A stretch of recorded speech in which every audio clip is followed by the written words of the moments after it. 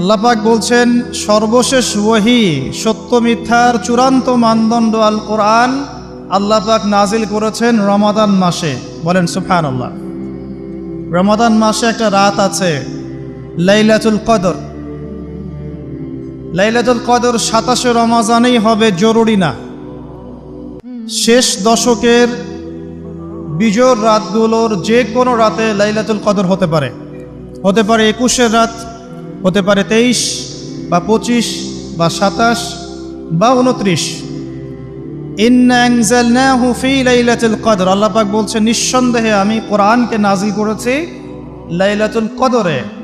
ওয়ামা আদরাকা মা লাইলাতুল কদর, হে নবী আপনি কি জানেন লাইলাতুল কদর কি জিনিস? লাইলাতুল কদরি খায়রুম মিন আলফি শাহর, এই রাতটা হচ্ছে 1000 মাসের চাইতে উত্তম। কোরআন নাজিল করার কারণে লাইলাতুল কদর 1000 মাসের চেয়ে উত্তম। এই লাইলাতুল কদরে আপনি ইবাদত করলে 1000 মাস ইবাদতের নেকি পাবেন ইনশাআল্লাহ। সুবহানাল্লাহ। তানাজ্জালুল মালায়েকাতু ওয়ার রূহ, এই রাতে মালায়েকা নাজিল হন, অবতীর্ণ হন বা অবতরণ করেন এই পৃথিবীতে, এবং জিবরাইল আলাইহিস সালাম এই পৃথিবীতে আসেন, নেককার বান্দাদের জন্য দোয়া করতে থাকেন। সালামুন হিয়া হাত্তা মাতলাইল ফজর, সকাল পর্যন্ত এই রাতে শান্তি বিরাজ করে। এই রাতে জিবরাইল আলাইহিস সালাম ফেরেশতাদেরকে নিয়ে আসেন, প্রত্যেকটা কাজের ফয়সালা অর্থাৎ 1 বছরের তাকদীর নতুন করে নবায়ন করা হয় লাইলাতুল কদরের রাতে। আল্লাহ পাক বলছেন এই কদরের রাতেই আমি কোরআন নাজিল করেছি। আর এই কোরআন যে মাসে নাজিল করা হয়েছে তার নাম কি? রমাদান মাস। রমাদান মাসে এমন কি হয়েছে যেই কারণে রমাদান মাসকে আমরা সম্মান করি, সওম রাখি, এবং রমাদান মাসকে কেন্দ্র করে আমরা বিভিন্ন নেক আমল করে থাকি? এর বিশেষ ঘটনাটা কি, বিশেষত্ব কি? আল্লাহ পাক এর উত্তর দিয়েছেন সূরাতুল বাকারা এর 185 নম্বর আয়াতে। আল্লাহ রাব্বুল আলামিন বলছেন বা'দা আউযু বিল্লাহি মিনাশ শাইতানির রাজীম, আল্লাহ পাক বলছেন শাহরু রমাদানাল্লাযী উনজিলা ফীহিল কুরআন, রমাদান সেই মাস যেই মাসে কুরআনুল কারীম নাজিল করা হয়েছে। কি নাজিল করা হয়েছে? রমাদান সেই মাস যেই মাসে কুরআনুল কারীম নাজিল করা হয়েছে। হুদাল লিন্নাস, পুরো মানব জাতির জন্য হেদায়েত স্বরূপ। ওয়া বাইয়িনাতিন মিনাল হুদা ওয়াল ফুরকান, কোরআন হচ্ছে বাইয়িনাত, সুস্পষ্ট প্রমাণ, নিদর্শন, এবং ফুরকান, সত্য মিথ্যা ন্যায় অন্যায়ের একমাত্র মানদণ্ড। সত্য মিথ্যা, হক বাতিল, ন্যায় অন্যায় এর মানদণ্ড কি মানুষের জ্ঞান নাকি আল্লাহর ওহী? আল্লাহ পাকের সর্বশেষ ওহীর নাম কি? তাওরাত, জাবুর, ইনজিল না কোরআন? তাহলে রমাদান মাসের সবচেয়ে গুরুত্বপূর্ণ বিষয়টা হচ্ছে আল কোরআন নাজিল হওয়া। এই তো কথা কি বুঝতে পারছেন? রমাদান মাসের সবচেয়ে গুরুত্বপূর্ণ ইভেন্টটা কি? আল কোরআন নাজিল হওয়া। যেই কোরআন নাজিল হওয়ার পরে আইয়ামে জাহেলিয়াতে আরবের যত নোংরা সংস্কৃতি ছিল সব কিছু ধুয়ে মুছে পরিষ্কার হয়ে গেছে, হয়নি?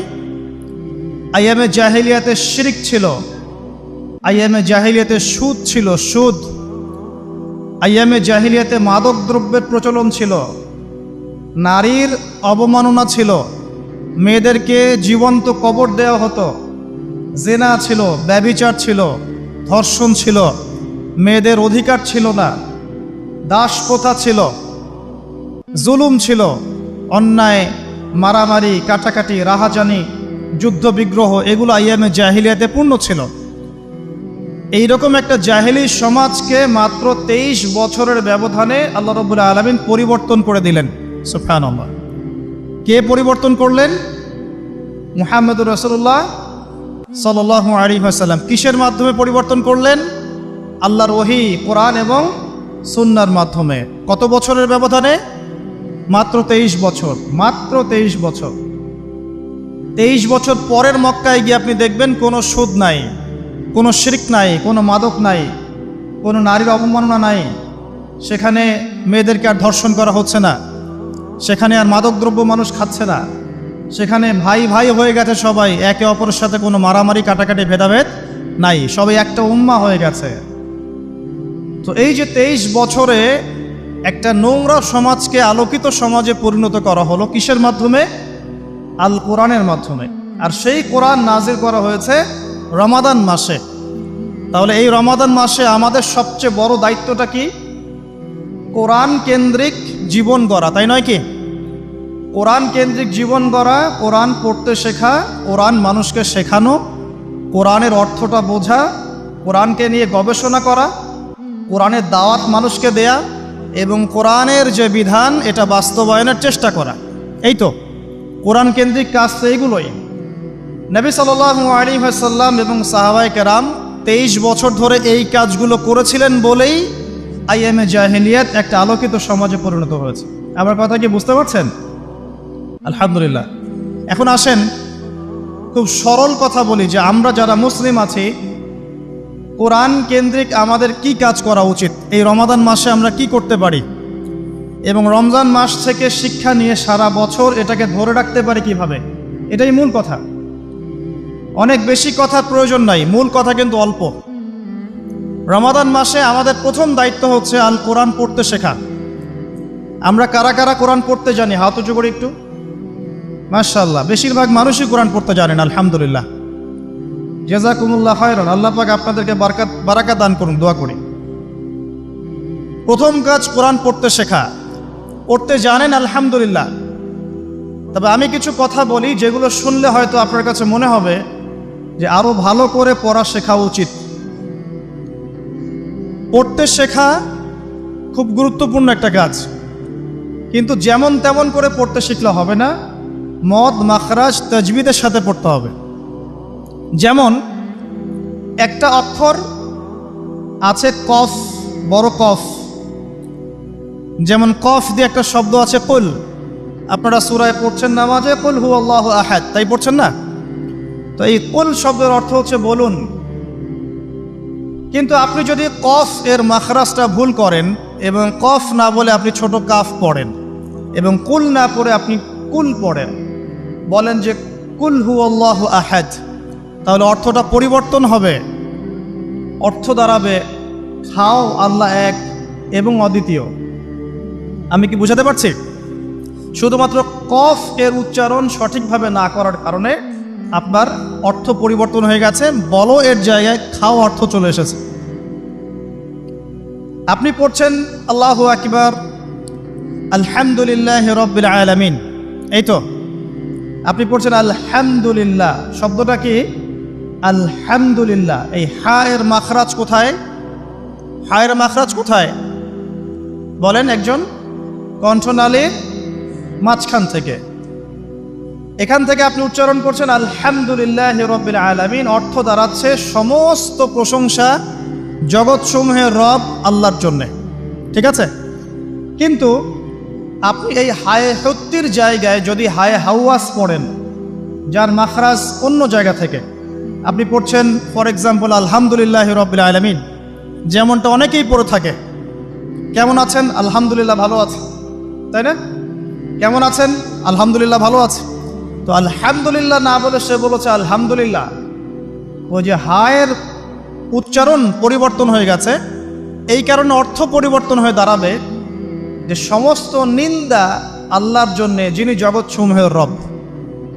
আমার কথা কি বুঝতে পারছেন?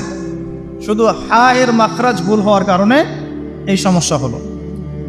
তাই যারা পড়তে শিখেছি আরো ভালো করে পড়তে শিখি, মদের সাথে, মাখরাজের সাথে, তাজবিদের সাথে সমস্ত নিয়ম কানুনগুলো আবার চর্চা করি, যাতে আপনার তিলাওয়াতটা 100% বিশুদ্ধ হয়। আল্লাহ পাক তৌফিক দান করুন। ফর এক্সাম্পল একটা উদাহরণ দিচ্ছি, আলিফ লাম মিম, সূরা বাকারার প্রথমে আছে না আলিফ লাম মিম? এই আলিফ লাম মিমের অর্থ আছে, কিন্তু আল্লাহ ছাড়া এই অর্থ কেউ জানেন না। এর অর্থ আমরা করতে পারবো না, কিন্তু অর্থ আছে।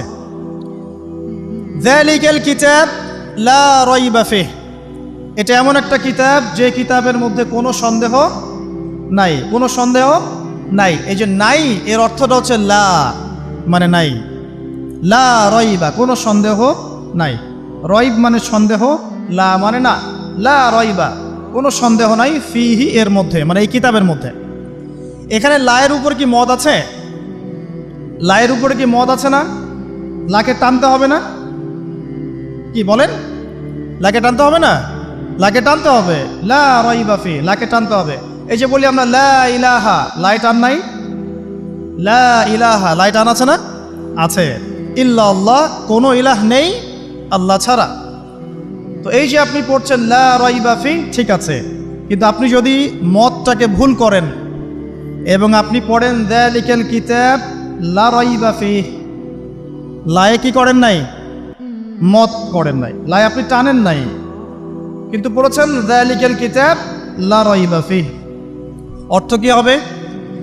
অর্থ হবে এটা এমন একটা কিতাব যে কিতাবে অবশ্যই সন্দেহ আছে।